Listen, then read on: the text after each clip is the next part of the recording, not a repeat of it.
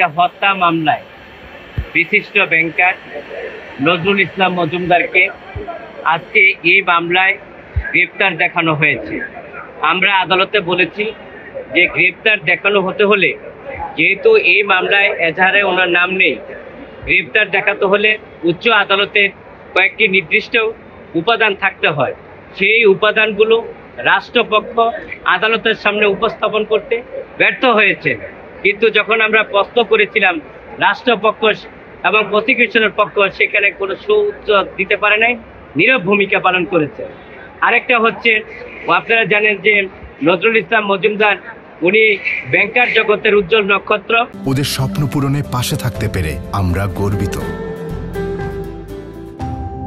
এবং বাংলাদেশের অর্থনৈতিকভাবে উনি অত্যন্ত গুরুত্বপূর্ণ দায়িত্ব পালন করেছিলেন অর্থনৈতিকভাবে শক্তিশালী করার জন্য। আজকে দেখেন একটি ওনার সাথে নিষ্ঠুর আচরণ করা হয়েছে, অমানবিক আচরণ করা হয়েছে। ওনায় অসুস্থ ছিলেন, উনি সিনিয়র সিটিজেন, মারাত্মক অসুস্থতায় উনি ছিলেন।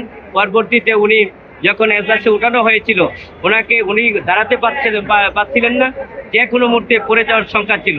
সেই জন্য ওনাকে বসার জন্য একটা টুল চেয়েছিলাম, আদালতের কাছে পারমিশন চেয়েছিলাম, কিন্তু আদালত সে পারমিশন দেয়নি এবং ওনাকে বসারও ব্যবস্থা করা হয়নি। যাতে ওনার সাথে নিষ্ঠুর আচরণ করা হয়েছে, অমানবিক আচরণ করা হয়েছে। আমরা বিকেও আদালতে বলেছি, মানুষের জীবন হচ্ছে আগে, তারপরে হচ্ছে বিচার।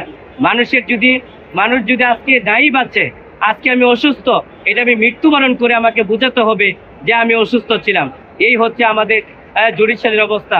তো সম্পূর্ণভাবে আজকের যে আদেশটা হয়েছে, আমি মনে করি সে আদেশ থেকে আমরা ন্যায় বিচার হতে বঞ্চিত হয়েছি। দেখেন, আজকে বিশিষ্ট ব্যাংকার নজরুল ইসলাম মজুমদার যখন কোর্টে উঠানো হয়েছিল, উনি খুব অসুস্থ বোধ করেছিলেন। জানেন যে ওনার ডায়াবেটিস এবং হার্ট সহ নানা রোগে উনি গুরুতর আক্রান্ত অসুস্থতা।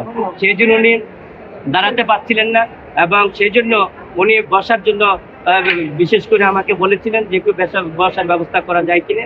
সেই জন্যই আমি আদালতে মেনশন করেছিলাম যে মাননীয় আদালত, আজকে যে উনি সিনিয়র সিটিজেন এবং বিশেষ করে নজরুল ইসলাম মজুমদার উনি মারাত্মক অসুস্থতায় উনি আক্রান্ত হয়েছেন এবং যে কোনো মুহূর্তে উনি পড়ে যেতে পারেন এজলাসে।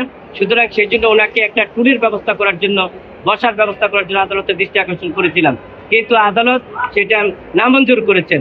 আমি মনে করি যে আজকে মানুষের জীবন হচ্ছে আগে এবং তারপরে হচ্ছে বিচার। আর যে জন্য ওনার সাথে আজকে নজরুল ইসলাম মজুমদারের সাথে নিষ্ঠুর আচরণ করা হয়েছে, অমানবিক আচরণ করা হয়েছে, যা সম্পূর্ণভাবে সাংবিধানিক পরিপন্থী বলে আমি আইনজীবী হিসাবে মনে করি।